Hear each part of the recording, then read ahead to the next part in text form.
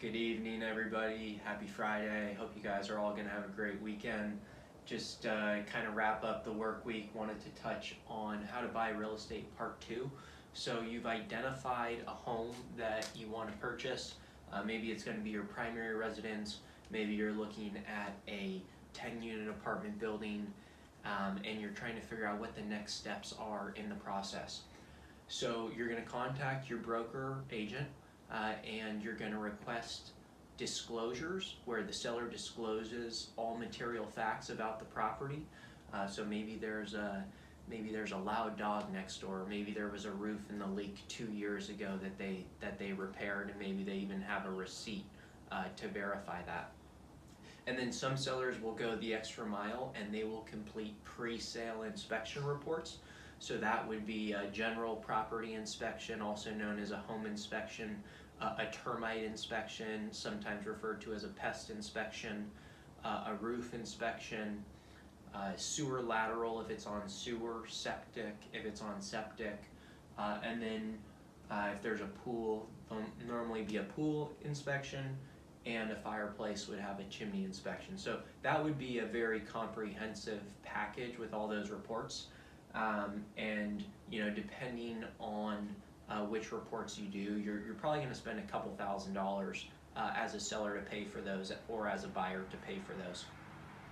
So you're also going to ask your agent to send you comparable sales, also referred to as comps.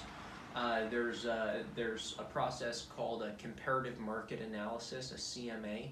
So that will include the active listings, the listings that are under contract or in escrow, contingent and pending, and then the sold properties, what we actually refer to as the hard comps.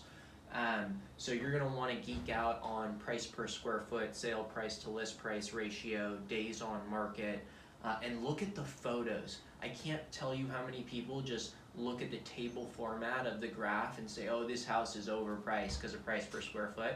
But maybe you're looking at a smaller house. Maybe you're looking at a house with an amazing view, or the finishes are just top of the line. Maybe you're looking at an open floor plan versus a closed floor plan. So all that stuff factors into price per square foot, and the best homes normally sell for the highest price per square foot. So after you've analyzed value, which are the comps, and property condition, which are the disclosures in the reports, you're going to come up with an offer. And an offer is composed of two components. You have the price, the purchase price, and then you have terms. And terms would be contingencies. So the three most common contingencies are an appraisal contingency, a loan contingency, and an investigative, also known as a inspection contingency. And we'll have a post later on about what those contingencies mean for you and how they protect you as a buyer.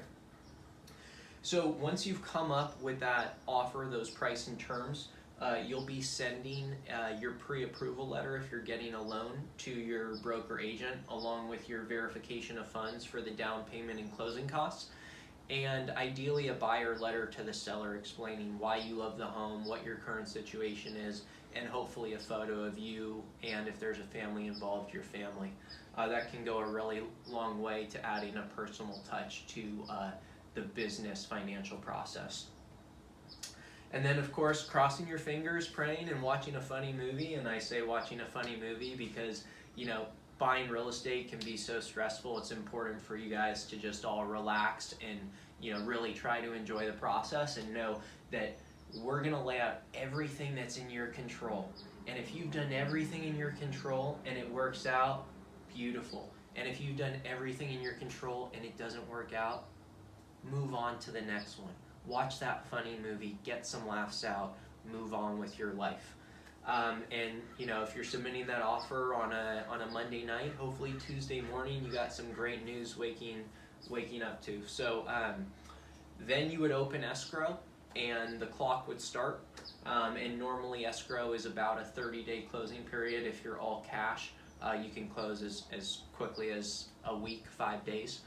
So this is kind of layman terms, how to buy real estate once you've identified a property, and we'll be including more material this weekend because the fun doesn't stop. All right, guys, happy Friday.